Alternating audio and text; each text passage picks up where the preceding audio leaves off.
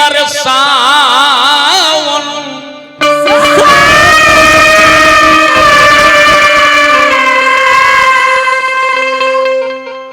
घेरल घोरी बदरिया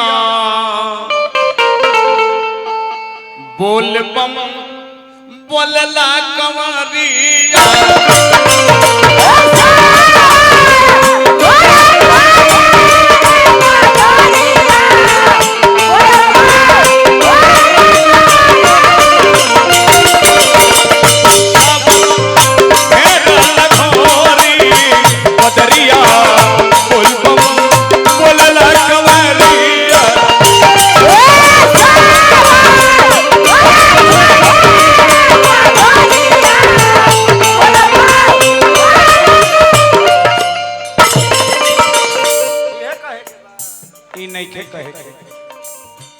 ना कहने के गो पात्र लिए के गणनी अब पात्र में का तो 216 जौन मन तौन रख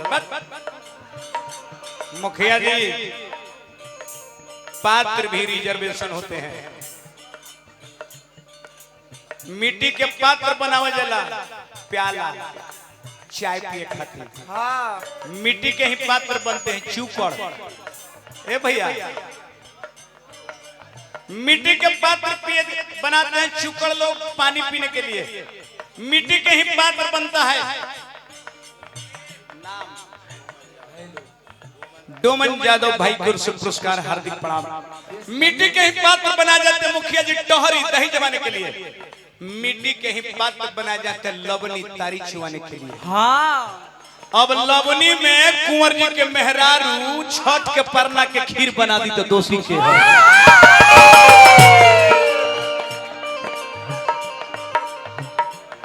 पात्र में रखे ना पात्र के दोष होते हैं पात्र के ऐसे मालिक गजानन भगवान से कहे के बाद अरे पहले पहले गौरी गणेश के कालो मंगल मन से मना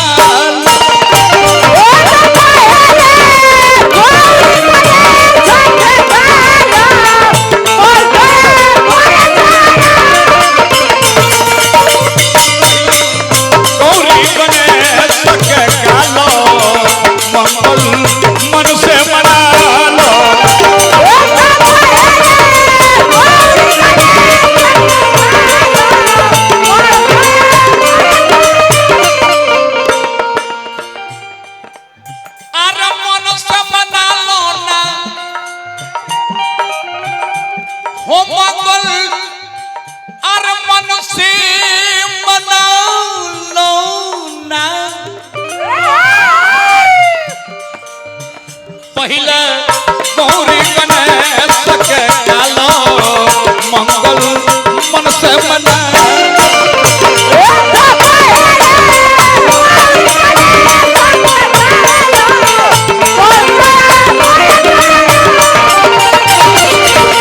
पहले गौरी गणेश के कालो मंगल मन से मना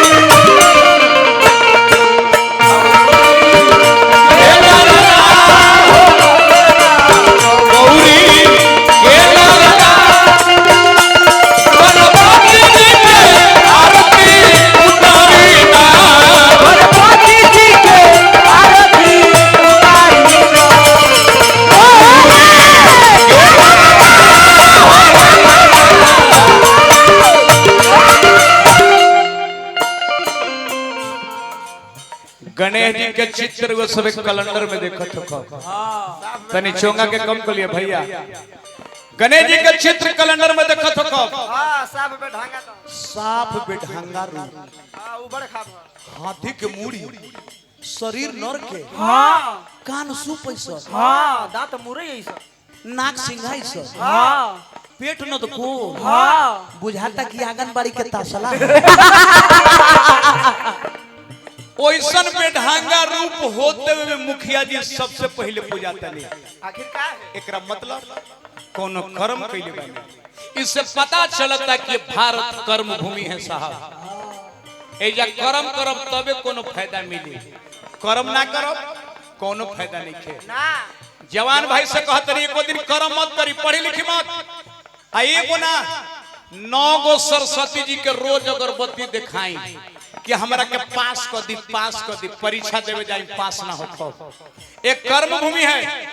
एह तरह को पति पत्नी के शादी कइला ढेर दिन हो गई रहे। हाँ एको लइकन फैकन ना होत रहल ह। हाँ ना महाराज छुनरो ना गइले गो साधु जी के मठिया में हाय हाय हाय दोनों प्राणी देखी हाय हाय हाय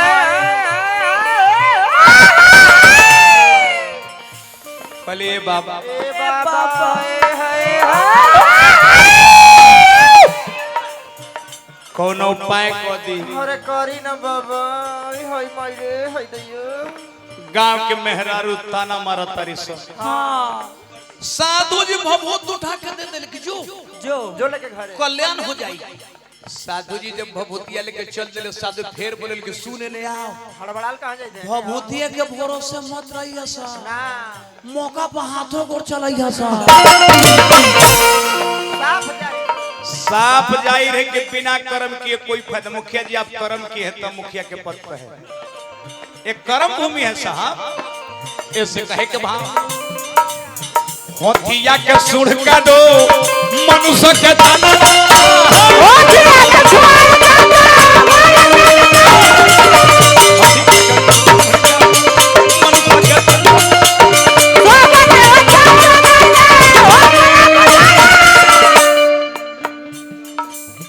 सब देवतन के पहले होखेला पूजना।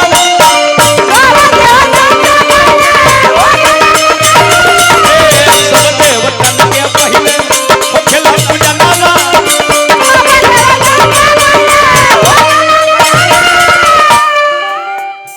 राजीव राजीव ठेकेदार साहब धमौन गजियाबाद 100 रुपया पुरस्कार। गणेश जी मंगल में बनल रही, यही कामना करो। और महिमा महानवाना ए बाबा हो, और महिमा महानवाना तो पहले गौरी गणेश के गालो मंगल मन से मनालो।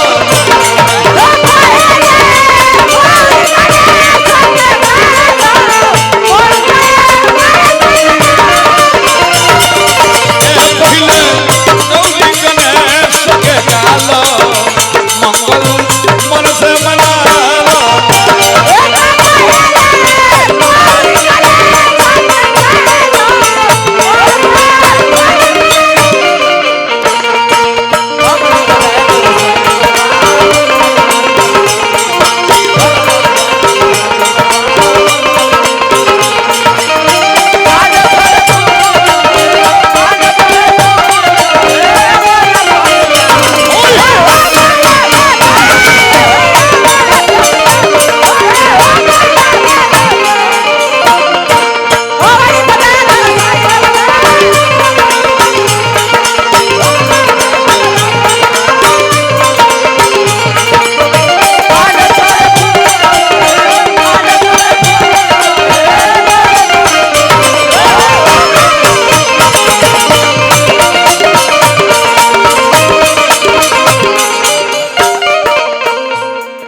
अंतिम पद में कहो कहले राम गुरु विघ्न के हरैया।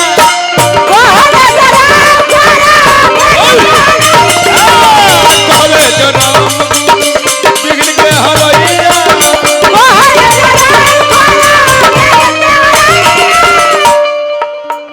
भंवर यथा में परल बिया नैया।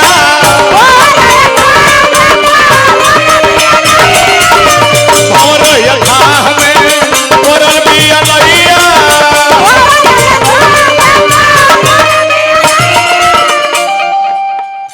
कोई है सुदर्शन माना। कौन जादव हीरो नाम? गजेंद्र जादव। हम जान गए कि जादव हैं। प्रणाम नमस्कार। शत्रुघ्न हलवाई अच्छा सिलदिलपुर 100 रुपया पुरस्कार हार्दिक हार्दिक प्रणाम।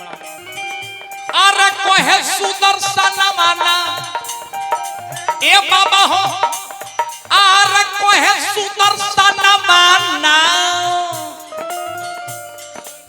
तब पहले गौरी गणेश के कालो मंगल मन से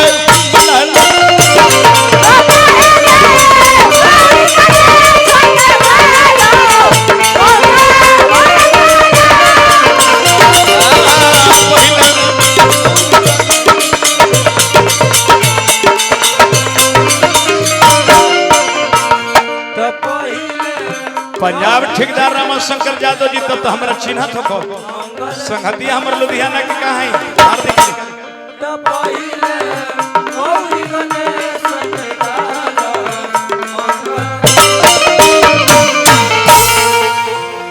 2 मिनट के एगो विषधर बाबा के अति प्रांगण में सन ले बजाओ कि 2 मिनट के पछरा हम गाली हैं छमदन मारो